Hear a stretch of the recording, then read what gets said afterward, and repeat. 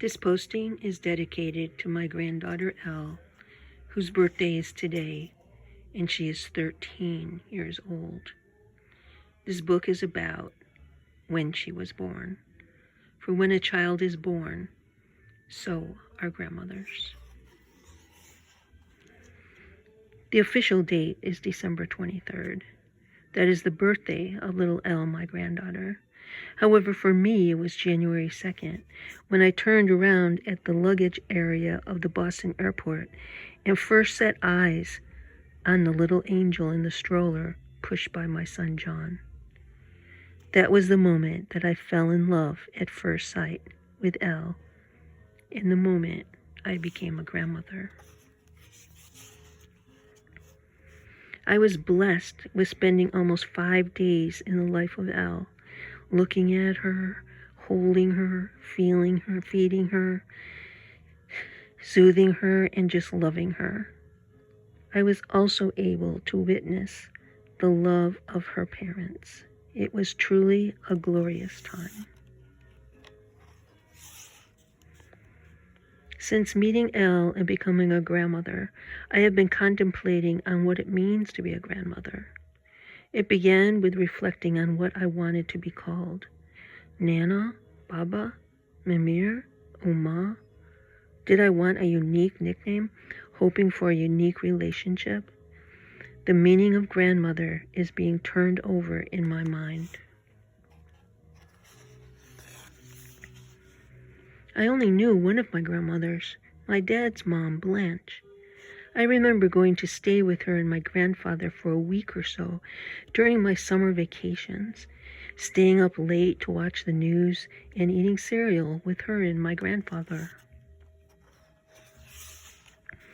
I felt like she really believed in me unconditionally. I remember feeling really sad on the day that she passed. I thought, my children will never know her. I was 16 and perhaps didn't realize that my kids would have their own grandmother, my mom.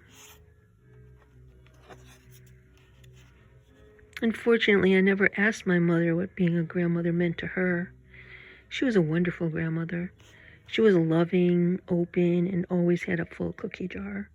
She and my father lived in a big house in the country where we could all return for an afternoon, a weekend, or even a year.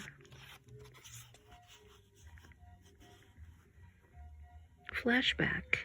A few years ago, I experienced some difficulty with my autonomic nervous system, which resulted in a condition called neurocardiogenic syncope, a long term for falling into a state of unconsciousness. For a short period of time, they were becoming more frequent, and each lasting longer than the previous one. During the syncope, my body would stop working. Blood pressure would drop, breathing would cease, and heart would stop. At one point, I flatlined for almost a minute. I experienced what could be called a near-death experience.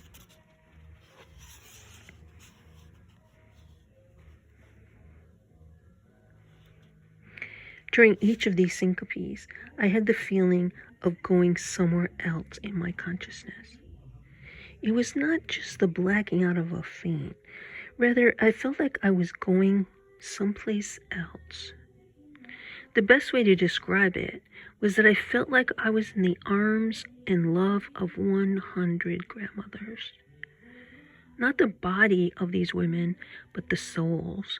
I was being embraced by the unconditional love and acceptance of some mystical spirits.